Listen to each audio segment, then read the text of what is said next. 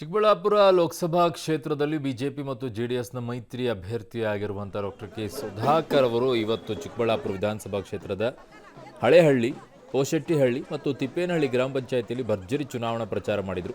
ತೆರೆದ ವಾಹನದಲ್ಲಿ ಚುನಾವಣಾ ಪ್ರಚಾರ ನಡೆಸಿದಂಥ ಸುಧಾಕರ್ ಅವರು ಮತಯಾಚನೆ ಮಾಡಿದರು. ನಂತರ ಮಾತನಾಡಿದ ಸುಧಾಕರ್ ಅವರು ಈ ಬಾರಿ ಜನ ತಮ್ಮನ್ನು ಲೋಕಸಭೆಗೆ ಕಳುಹಿಸೋಕೆ ದೃಢ ನಿರ್ಧಾರ ಮಾಡಿದ್ದಾರೆ. ಇನ್ನೂ 50 ವರ್ಷ ಕಳೆದರೂ ಕೂಡ ಕಾಂಗ್ರೆಸ್ ದೇಶದಲ್ಲಿ ಆಡಳಿತ ಮಾಡೋಕ್ಕೆ ಸಾಧ್ಯ ಇಲ್ಲ.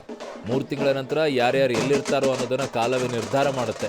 ಕಾಂಗ್ರೆಸ್ನ ಸಿದ್ಧಾಂತವೇ ಓಲೈಕೆ ರಾಜಕಾರಣ. ಕಾಂಗ್ರೆಸ್ ಸದಾ ಒಡೆಯುವ ಕೆಲಸ ಮಾಡಿರೋದು ಅಂತೆಲ್ಲ ಮಾತನಾಡಿದರು. ಮಾನ್ಯ ನರೇಂದ್ರ ಮೋದಿ ಅವರು ಕೇಂದ್ರ ಸರ್ಕಾರ, ಆದರೆ ಪ್ರಚಾರ ಪಡ್ಕೊಳ್ತಾ ಇರೋದು ಯಾರು? ಒಂದು ಹಗಲು ನೀವು ಅಕ್ಕಿ ಕೊಡ್ತೀರಾ, ಅನ್ನ ಭಾಗ್ಯ ಕೊಟ್ಟೆ ಅಂತ ಹೇಳ್ತೀರಿ.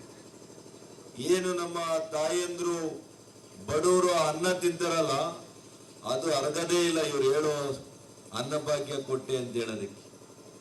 ಆದ್ರೆ ಮೋದಿ ಅವರು ಒಂದ್ ದಿವಸ ಹೇಳಿಲ್ಲ ಅನ್ನಭಾಗ್ಯ ನಾನು ಕೊಟ್ಟೆ ಅಂತ. ಇದು ವ್ಯತ್ಯಾಸ. ಇವತ್ತು ನಮ್ಮ ರೈತರು ಇವತ್ತು ಕಿಸಾನ್ ಕ್ರೆಡಿಟ್ ಕಾರ್ಡ್ ಅನ್ನ ಮಾಡಿಸಿದ್ದಾರೆ ಮಾನ್ಯ ಪ್ರಧಾನಿಗಳು. ಯಾವ ರೀತಿ ಬದುಕನ್ನ ಕಟ್ಟಿಕೊಡ್ಬೋದು ಅಂತ ಒಂದು ಉದಾಹರಣೆ ಕೊಡ್ತೀನಿ. ಸುಮಾರು 10.5 ಕೋಟಿ ರೈತರು ಈ ದೇಶದಲ್ಲಿ ಈ ಕ್ರೆಡಿಟ್ ಕಾರ್ಡ್ ಅನ್ನ ತೆಗೆದುಕೊಂಡಿದ್ದಾರೆ. ಇದರಿಂದ ಏನು ಉಪಯೋಗ? 1,000, 2,000, 10,000 ಅಲ್ಲ.